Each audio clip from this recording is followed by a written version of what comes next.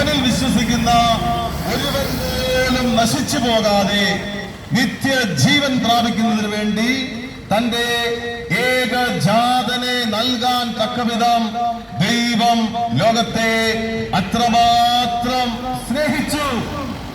യേശു കർത്താവാണെന്ന് അധരം കൊണ്ട് ഏറ്റുപറയുകയും ദൈവം അവനെ മരിച്ചവരിൽ നിന്ന് ഉയർപ്പിച്ചു എന്ന് ഹൃദയത്തിൽ വിശ്വസിക്കുകയും ചെയ്താൽ നീ രക്ഷ പ്രാപിക്കും.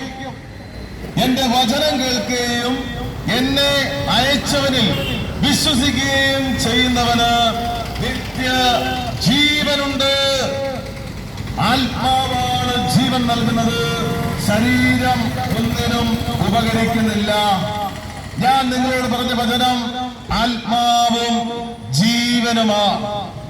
പ്രിയ സഹോദരങ്ങളെ, 2000 വർഷങ്ങൾക്ക് മുൻപ് ബേത്ലഹേം കാലിത്തൊഴുത്തില് പരിശുദ്ധ കന്യകാമറിയത്തിൽ നിന്നും ദൈവപുത്രനായ യേശു അവിടുന്ന് മനുഷ്യപുത്രനായി പരിശുദ്ധ കന്യകയിൽ നിന്നും ജന്മമെടുക്കുകയാണ്.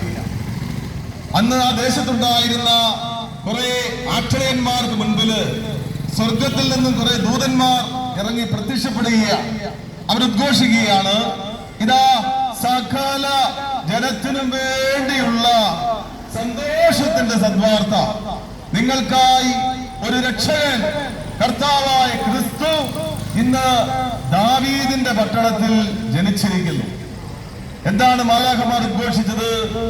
സകല മനുഷ്യരുടെയും രക്ഷകൻ ഇതാ ഭൂമിയിൽ ജനിച്ചിരിക്കുന്നു. ക്രിസ്ത്യാനിയുടെ ദൈവം എന്നല്ല പറഞ്ഞത്, ഈ ലോകത്തിലുള്ള സകല മനുഷ്യരുടെയും രക്ഷകൻ ഈ ഭൂമിയിൽ ജനിച്ചിരിക്കുന്നു.